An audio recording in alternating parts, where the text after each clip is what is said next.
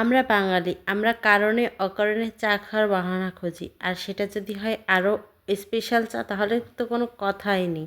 আর যে পরিমাণ শীত পড়েছে, ঠান্ডায় কিন্তু চা নহলে চলেই না। সকাল বিকাল সন্ধ্যা সব সময় একদম চায়ের কাপে যেন চুমুক লেগেই থাকি, এমন একটা ঠান্ডা পড়েছে কিন্তু এখন। আর এই চাটা কিন্তু নর্মাল কোনো চা না, এটা হলো মটকা চা। আর এই মটকা চা কিন্তু কীভাবে খেতে হয় অবশ্যই প্রসেসিংটা দেখে নেবেন। আপনারাও কিন্তু এভাবে বাড়িতেও বানাতে পারেন এবং চায়ের দোকানে গিয়েও কিন্তু এরকম মটকা চা খেতে পারেন। খুবই সুস্বাদু একটি চা এবং অন্যরকম একটি ফ্লেভারে সমৃদ্ধ এই খাবারটি। এই যে মটকাগুলোকে পোড়ানো হচ্ছে, মটকাগুলোকে পুড়ে পুড়ে কিন্তু চায়ে ডোবানো হবে। এই যে মটকাগুলোকে এখন চায়ে ডোবানো হচ্ছে। খুব সুন্দর না পদ্ধতিটা কিন্তু একদমই নতুন এবং ইউনিক একটা পদ্ধতি। আপনারা কিন্তু দেখে এভাবে শিখে বানাইতে পারেন।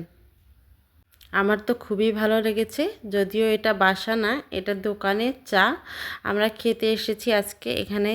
খাওয়ার সঙ্গে সঙ্গে আমি ভাবলাম যে আপনাদেরকে রেসিপিটা দেখিয়ে দেই।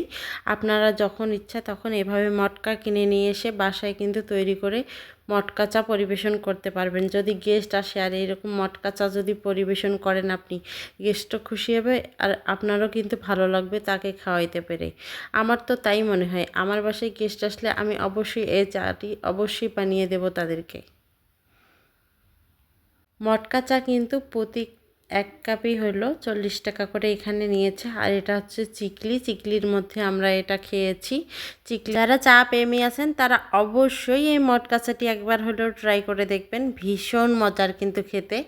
আর যাদের চা খাওয়ার কোনো বাহানা লাগে না তারা তো কথাই নেই, আর তারা তো খাবেই। ভীষণ মজার। আর আমার সবথেকে বেশি ভালো লেগেছে এর পরিবেশনটা কিন্তু ভীষণই সুন্দর।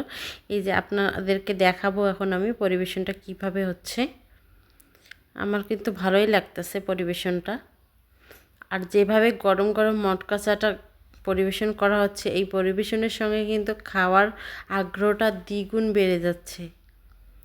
আমি তো এই কাপে চা নিয়ে একদম চলে গেছি নদীর পাড়ে, মানে এর বিলের পাড়ে, বিলের ধারে দাঁড়িয়ে দাঁড়িয়ে এই চাটা খেয়েছি সন্ধ্যাবেলা। ভীষণই ভালো লেগেছে আমার। আপনারা যদি আসেন অবশ্যই এখানে 2 কাপ চা নিয়ে 2 জন দাঁড়িয়ে যাবেন বিলের ধারে, দেখবেন ভীষণই ভালো লাগবে। পরিবেশটাও কিন্তু চমৎকার। আর সন্ধ্যার আগে আগে ছাড়া কিন্তু এই চা পাবেন না। এই চা খেতে গেলে অবশ্যই আপনাকে সন্ধ্যা পর্যন্ত ওয়েট করতে হবে, কারণ দুপুরবেলা বা অন্য সময় কিন্তু এই চাটা থাকে না। এটা তৈরি হয় বিকালের শেষ বিকেলের দিকে তৈরি হওয়া শুরু হয়। আর এটা সন্ধ্যার আগে এটা পরিবেশন করে। চা তৈরি হতে কিন্তু অনেক টাইম লাগে। আমরা অনেকক্ষণ সিরিয়াল দিয়ে তারপরে এই চাটা পেয়েছিলাম। এখানে আমাদের মতো অনেকেই অপেক্ষা করতেছিল। আর এই চাটা যেহেতু ইউনিক, আর ইউনিক চা খাওয়ার জন্য একটু তো অপেক্ষা করাই যায়, কি বলেন আপনারা? একটা জায়গায় যখন যাবেন কোনো কিছু খাইতে অবশ্যই অপেক্ষা করতে হবে, কারণ এই ধরনের যে ভাইরাল জিনিসগুলো আছে তার জন্য অপেক্ষা করতেই হয়।